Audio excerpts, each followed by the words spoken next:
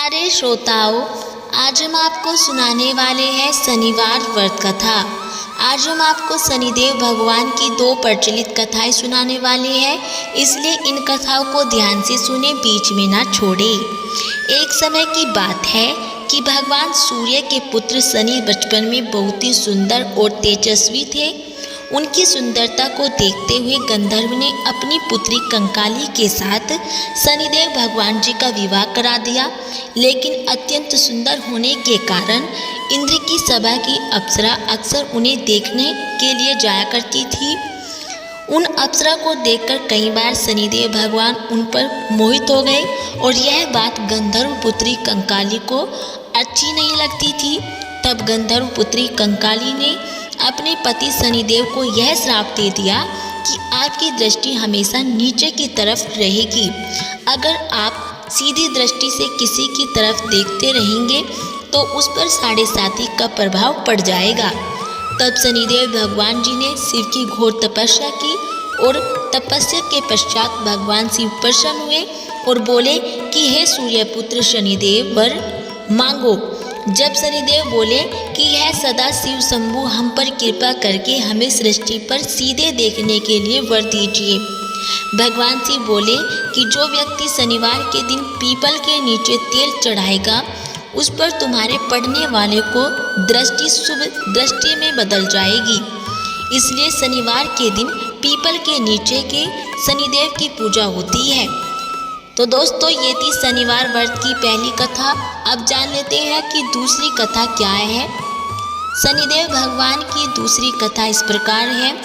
एक समय की बात है कि सभी नवग्रहों सूर्य, चंद्र, मंगल, बुध, बृहस्पति, शुक्र, शनि, राहु और केतु में विवाद छिड़ गया कि हम में सबसे बड़ा ग्रह कौन है। सभी आपस में लड़ने लगे और कोई निर्णय न होने पर देवराज इंद्र के पास निर्णय कराने के लिए पहुँचे। इंद्र इससे घबरा गए और इस निर्णय को देने में अपनी असमर्थता जताई, परंतु उन्होंने कहा कि इस समय पृथ्वी पर राजा विक्रमादित्य है जो कि अति न्यायप्रिय है, वे ही इसका निर्णय कर सकते हैं। सभी ग्रह एक साथ राजा विक्रमादित्य के पास पहुँचे और अपना विवाद बताया, साथ ही निर्णय के लिए कहा।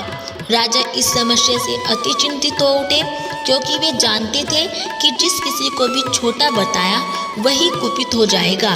तब राजा को एक उपाय सूझा और उन्होंने स्वर्ण, रजत, कांस्य, पीतल, सीसा, रांगा, जस्ता, अभ्रक और लोह से 9 सिंहासन बनवाए और उन्हें इसी क्रम से रख दिए।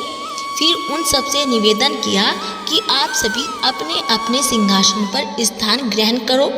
जो अंतिम सिंहासन पर बैठेगा वही सबसे छोटा ग्रह होगा। इस अनुसार लोह का सिंहासन सबसे बाद में होने के कारण शनिदेव सबसे बाद में बैठे तो वही सबसे छोटे कहलाए। उन्होंने सोचा कि राजा ने यह जानबूझकर किया है। उन्होंने कुपित होकर राजा से कहा कि राजा, तू मुझे नहीं जानता है। सूर्य एक राशि में 1 महीना, चंद्रमा 2.25 महीना 2 दिन और मंगल 1.5 महीना, बृहस्पति 13 महीना व बुध और शुक्र 1 महीना विचरण करते हैं, परंतु मैं 2.5 से 7.5 साल तक रहता हूँ। बड़े बड़ों का मैंने विनाश किया है। श्री राम की 7.5 आने पर उन्हें वनवास हो गया था और रावण की आने पर उसकी लंका को बंदरों की सेना से परास्त होना पड़ा था। अब तुम सावधान रहना। ऐसा कहकर कुपित होते हुए शनिदेव वहाँ से चले गए और अन्य देवता खुशी खुशी वहाँ से चले गए। कुछ समय बाद राजा की 7.5 आई। तब शनिदेव घोड़ों के सौदागर बनकर वहाँ आए और उनके साथ कई बढ़िया घोड़े थे। राजा ने यह समाचार सुनकर अपने अश्वपाल को अच्छे घोड़े खरीदने की आज्ञा दी। उसने कई अच्छे घोड़े खरीदे व एक सर्वोत्तम घोड़े को राजा को सवारी हेतु दिया। राजा जो ही उस पर बैठा वह घोड़ा सरपट वन की ओर भागा।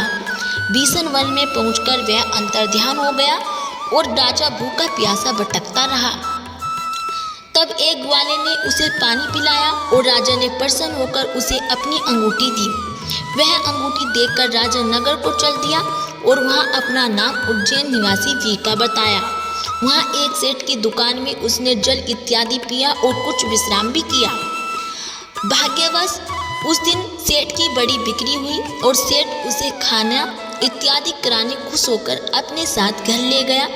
वहाँ राजा ने एक खूंटी पर देखा कि एक हार टंगा हुआ है जिसे खूंटी निगल रही है। थोड़ी देर में पूरा हार गायब हो गया। तब सेठ ने आने पर देखा कि हार गायब है और उसने समझा कि वीका ने ही उसे चुराया है। उसने वीका को कोतवाल के पास पकड़वा दिया और फिर वहाँ के राजा ने भी उसे चोर समझकर हाथ पैर कटवा दिए। वह चोरंगिया बन गया और नगर के बाहर फेंकवा दिया गया। वहाँ से एक तेली निकल रहा था जिसे दया आई और उसने वीका को अपनी गाड़ी में बिठा लिया। वीका अपनी आवाज़ देकर बैलों को हाँकता रहता और उस काल राजा की सनी दशा समाप्त हो गई थी। वर्षा काल आने पर वह मल्हार गाने लगा। तब वह जिस नगर में था वहाँ की राजकुमारी मनभावनी को वह इतना भाया कि उसने मनी मन प्रण कर लिया कि वह उस राग गाने वाले से ही विवाह करेगी। उसने दासी को ढूंढने भेजा। दासी ने बताया कि वह एक चोरंगिया है, परंतु राजकुमारी ना मानी और अगले ही दिन से उठते ही वह अनशन पर बैठ गई कि विवाह करेगी तो उसी से। उसे बहुत समझाने पर भी जब वह नहीं मानी तो राजा ने उस तेली को पुलार भेजा और विवाह की तैयारियां करने को कहा। फिर उसका विवाह राजकुमारी से हो गया। और तब एक दिन सोते हुए स्वप्न में शनिदेव भगवान ने राजा से कहा कि राजन, देखा तुमने मुझे छोटा बताकर कितना दुख झेला है। तब राजा ने उसे क्षमा मांगी और प्रार्थना की कि हे शनिदेव भगवान, जैसा दुख मुझे दिया है किसी और को न देना। शनिदेव भगवान मान गए और कहा कि जो मेरी कथा और व्रत करेगा उसे मेरी दशा में कोई दुख नहीं होगा। जो नित्य मेरा ध्यान करेगा और चींटों को आटा डालेगा उसके सारे मनोरथ पूर्ण होंगे। साथ ही राजा को हाथ पैर भी वापस कर दिए और प्रातः आँख खुलने पर राजकुमारी ने देखा तो वह आश्चर्यचकित रह गई कि वीका ने उसे बताया कि वह उज्जैन का राजा विक्रमादित्य है।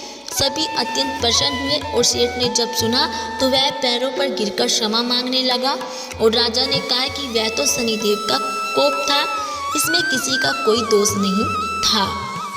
सेठ ने फिर निवेदन किया कि मुझे शांति तभी मिलेगी जब आप मेरे घर चलकर भोजन करेंगे।